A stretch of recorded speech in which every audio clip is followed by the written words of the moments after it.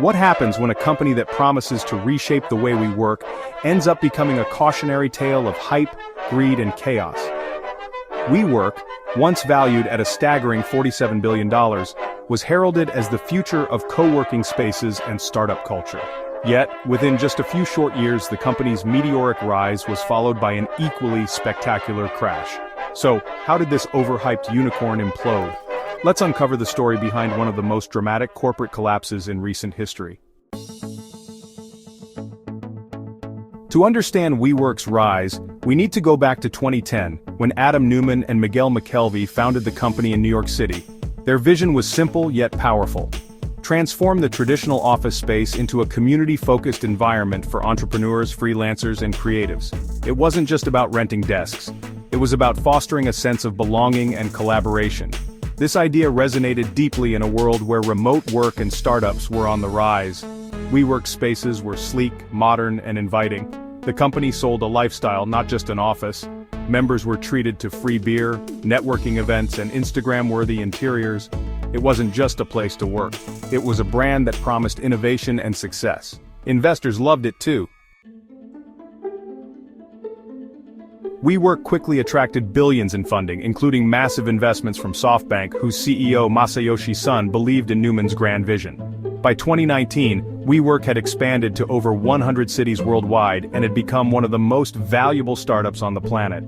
Neumann's charisma and bold promises convinced investors that WeWork was not just a real estate company, it was a tech company, a disruptive force that would redefine how people worked and lived.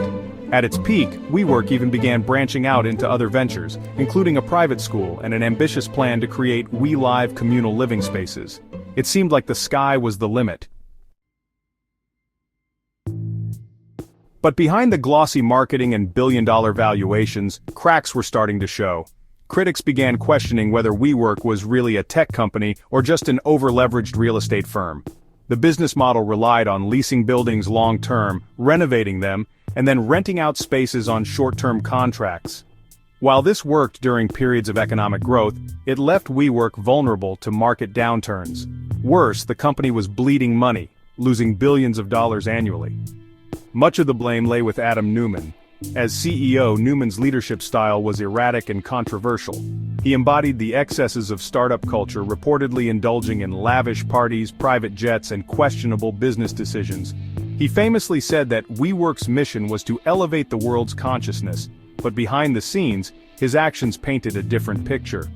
Neumann's unchecked power allowed him to make self-serving moves, such as leasing properties he owned to WeWork and cashing out millions before the company's IPO. The tipping point came in 2019, when WeWork filed for its much-anticipated IPO. The filing revealed alarming details about the company's finances and governance. Investors were shocked to discover that WeWork was losing money at an unprecedented rate, and Neumann's outsized control over the company raised serious red flags. The IPO prospectus also highlighted Neumann's eccentric behavior, including trademarking the word "we" and then selling it back to the company for $5.9 million. As scrutiny mounted, WeWork's valuation plummeted from $47 billion to less than $10 billion. The IPO was postponed, and Neumann was forced to step down as CEO. What followed was a desperate scramble to save the company. Thousands of employees were laid off, and the company's expansion plans were scaled back dramatically. SoftBank, which had invested heavily in WeWork, stepped in to bail out the company, but at a significant cost. WeWork's implosion wasn't just a story of corporate failure, it became a symbol of the broader issues within the startup ecosystem. The obsession with growth at all costs, the cult of personality surrounding charismatic founders, and the willingness of investors to pour money into unprofitable businesses, all came under scrutiny. WeWork's story served as a wake-up call, forcing the industry to reevaluate how success is measured. Today, WeWork is still in operation, but a shadow of its former self. The company has tried to refocus on its core business, but the pandemic dealt another blow as demand for office spaces plummeted. While the brand may survive, its ambitions to elevate the world's consciousness have been replaced by a far more modest goal: staying afloat. So, what lessons can we take from WeWork's rise and fall? First, the importance of substance over hype. A great brand can only take you so far if the underlying business isn't sound. Second, the need for accountability and leadership. Charisma and vision are important, but without checks and balances, they can lead to disaster. And finally, the risks of chasing valuations over sustainability. Growth is exciting, but if it's not built on a solid foundation, it's bound to collapse. WeWork's story is a roller coaster of ambition, excess, and hubris.